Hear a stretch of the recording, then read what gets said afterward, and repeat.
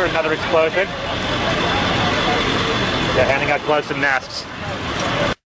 NBC's Pat Dawson is close to the scene of that attack. Pat? Just moments ago, I spoke to the chief of safety for the New York City Fire Department. He received word of the possibility of a secondary device, that is another bomb going off. There was another explosion which took place. According to his theory, he thinks that there were actually devices that were planted in the building.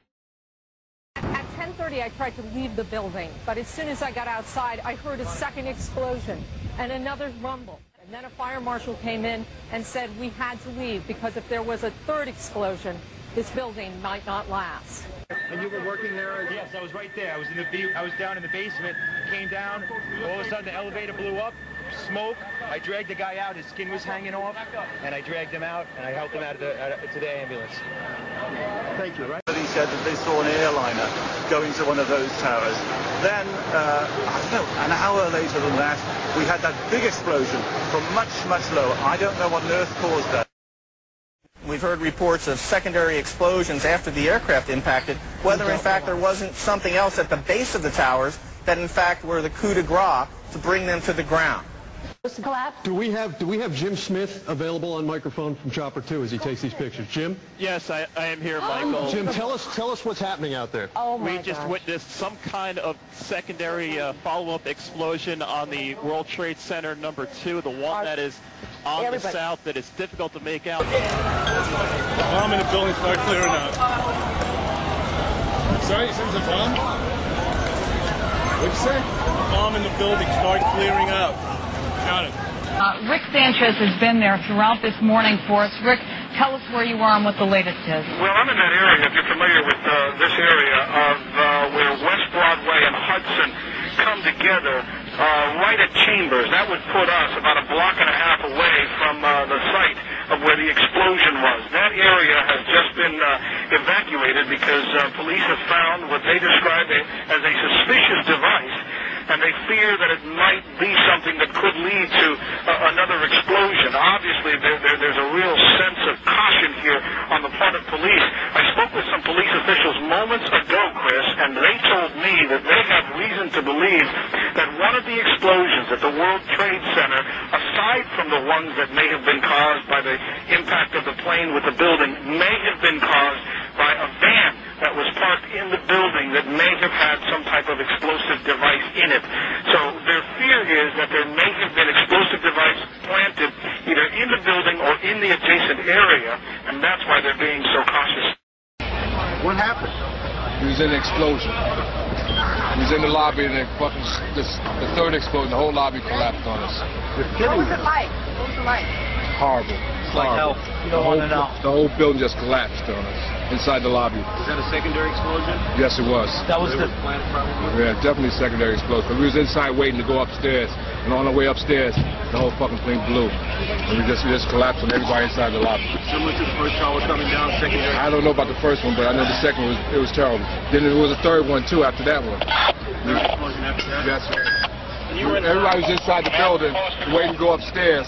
And they just let loose. Everything just let loose inside the building. So what you told me is that there was a plane or whatever hit the building, then a secondary explosion. It was like 3 explosions after that. We came in after the fire. We came when the fire was going on already.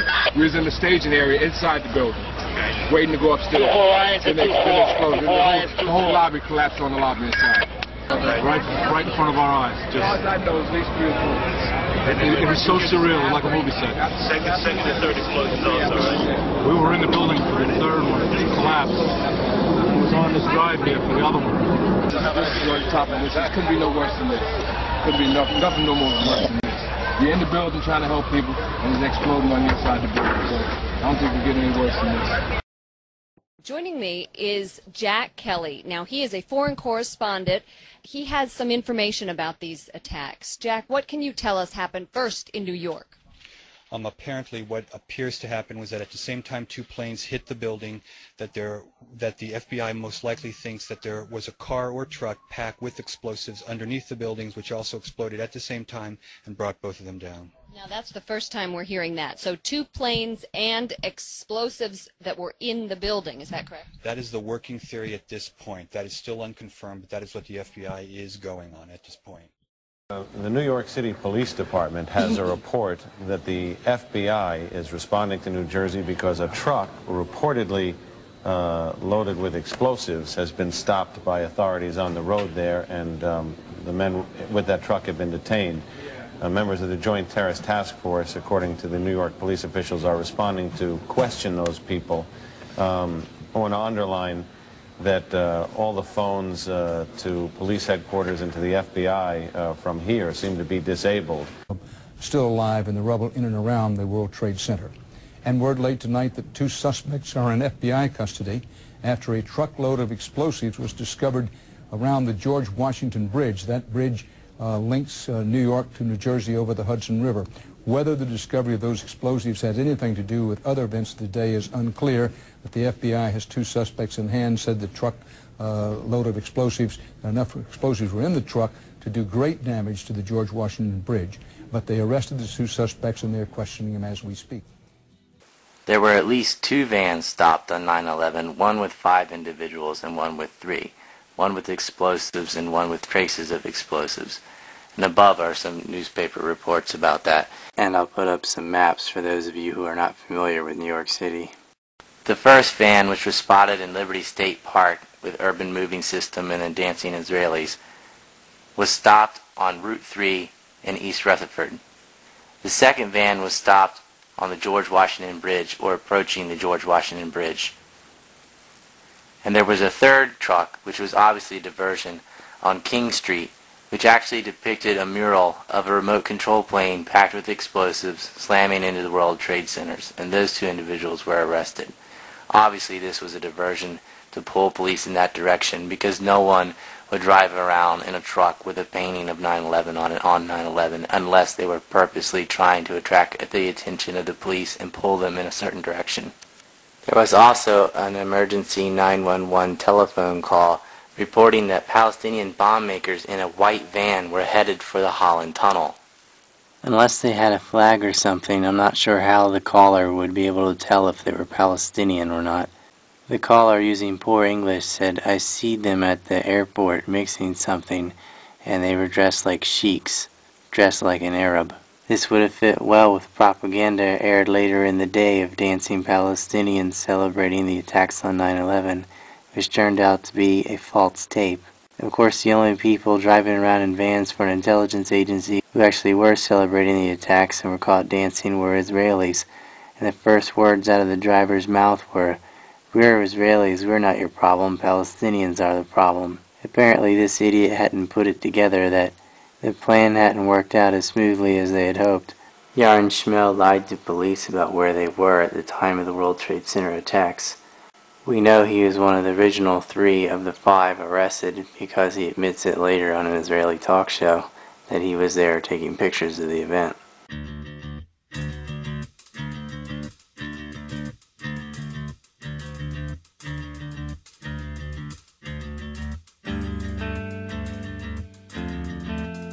Glenn Ford also spotted in another van with 2 individuals speaking Hebrew and taking pictures of the towers. The van must have been in the park before or just as the towers were hit, because the park was closed after the first tower was hit. It was one of the only vehicles remaining in the park, and they had fake journalist passes. The 2 men lied and said they were Polish. The Israelis arrested on 9/11, who were driving around in vans which were a front for the Mossad, were detained and interrogated and failed their polygraph test. However, they were released by Chertoff and deported back to Israel and left alone. The owner of the Urban Moving Systems warehouse fled to Israel. The FBI raided the complex and confiscated computer hard drives. And the FBI listed him as a 9/11 suspect, and he remains a suspect by the FBI's official version. However, Israel is not going to let him go, and the press isn't going to pressure for it. The creation of the Department of Homeland Security, briefly called the Office of Homeland Security, an executive post-9/11 spawn before the Homeland Security Act passed later to make it officially and legally more legitimate and change its name, quietly incorporated FEMA, the Federal Emergency Management Agency, under its wing. FEMA was responsible for the 9/11 cleanup. Oddly, they were positioned in New York September 10th, the night before the attacks. To be honest with you, we arrived on late Monday night and went into action on Tuesday morning. And not until today did we get a full opportunity to work the entire site other than the spot at Church and Day to which we were deployed.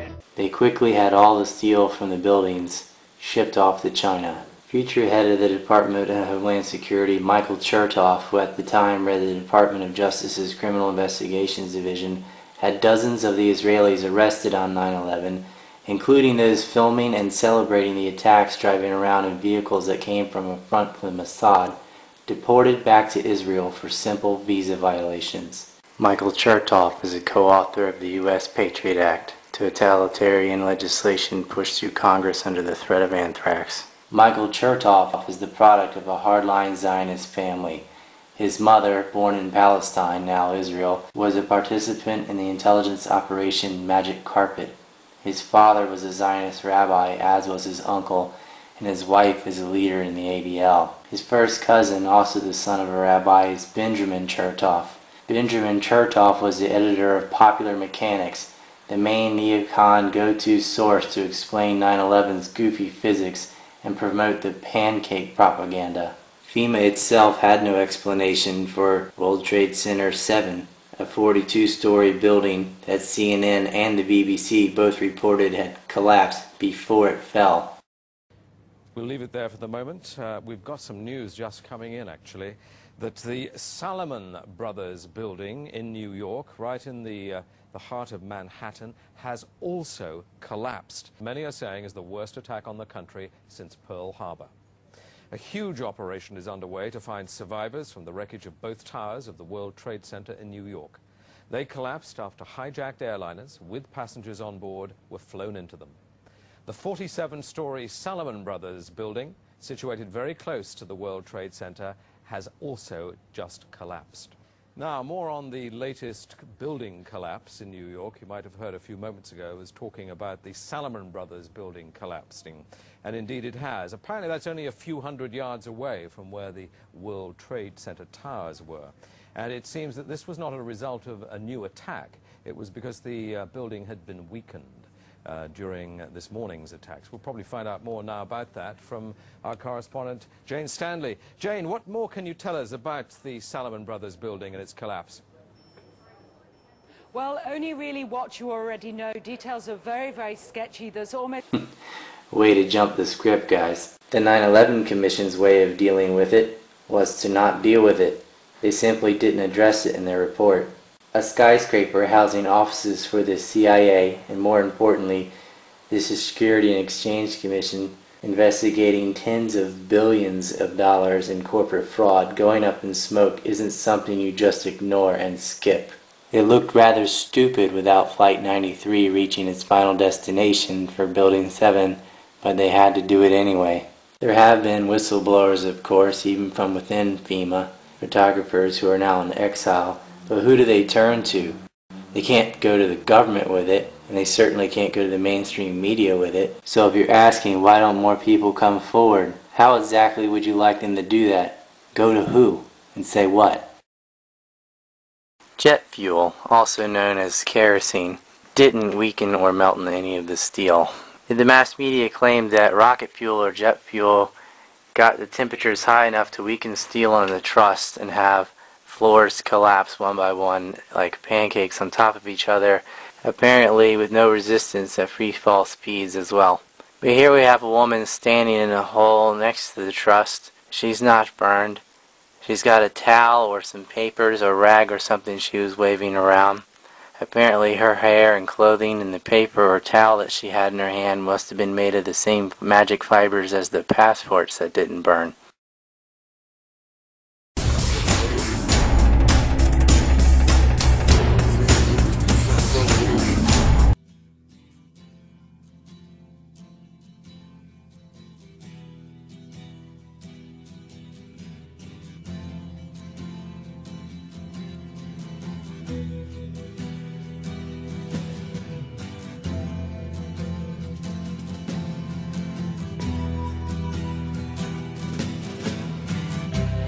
Ground control to Major